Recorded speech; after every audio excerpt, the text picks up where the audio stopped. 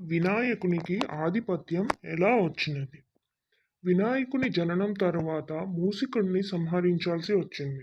దానికి గాను కైలాసంలో బ్రహ్మ, విష్ణు, శివపార్వతీదేవి నారద మహర్షి సమక్షంలో సభ జరుగుతూ ఉన్నది.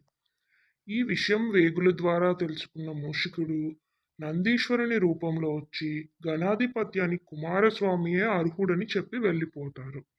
కుమారస్వామి నందీశ్వరుడు చెప్పిన మాటలు విని గణాధిపత్యం తనకే కావాలని కైలాసంలో సభ జరిగే ప్రదేశానికి వెళ్ళి కుమారస్వామి తనకి గణాధిపత్యం అడగడంతో పరమేశ్వరుడు విఘ్నేశ్వరునికి కుమారస్వామికి ఒక పరీక్ష పెడతారు. మీ ఇద్దరిలో ఎవరు ముందుగా ముల్లోకాలు తిరిగి వస్తారో వాళ్ళకే గణాధిపత్యం అని చెప్తారు. ఆ పరీక్షలో గెలిచిన వాళ్ళకి గణాధిపత్యం ఇస్తామని చెప్పడంతో ఇద్దరు అన్నదమ్ములు దానికి అంగీకరించి కుమారస్వామి తన నెమలి వాహనంపై ముల్లోకాలు తిరిగి రావడానికి వెళ్తారు. కానీ వాహనం లేని విఘ్నేశ్వరుడు నేను ఎలా ముల్లోకాలు తిరిగి రాగలనని ఆలోచించి తన తల్లిదండ్రుల చుట్టూ 3 సార్లు తిరిగి వస్తారు. ఇంతలో కుమారస్వామి వచ్చి నేను వాహనంపై వెళ్ళి వచ్చినా నాకన్నా విఘ్నేశ్వరుడు ఎలా వచ్చారని ప్రశ్నిస్తారు.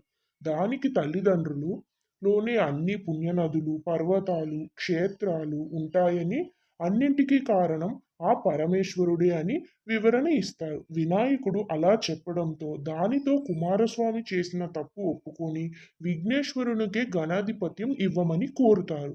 బుద్ధితో వ్యవహరించారు కాబట్టి తనని బుద్ధ గణేష్ గాను, కార్యాన్ని సాధించారు కాబట్టి సిద్ధి గణేష్ గాను పిలుస్తారు.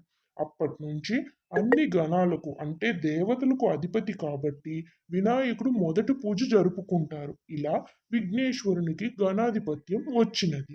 ఈ వినాయక చవితి ఎందుకు చేసుకుంటారు అనేది తదుపరి వీడియోలో చూద్దాం. ప్లీజ్ లైక్ చేయండి, షేర్ చేయండి, సబ్స్క్రైబ్ చేయండి. ఏవైనా మిస్టేక్స్ ఉన్నట్టయితే కామెంట్స్ చేయండి.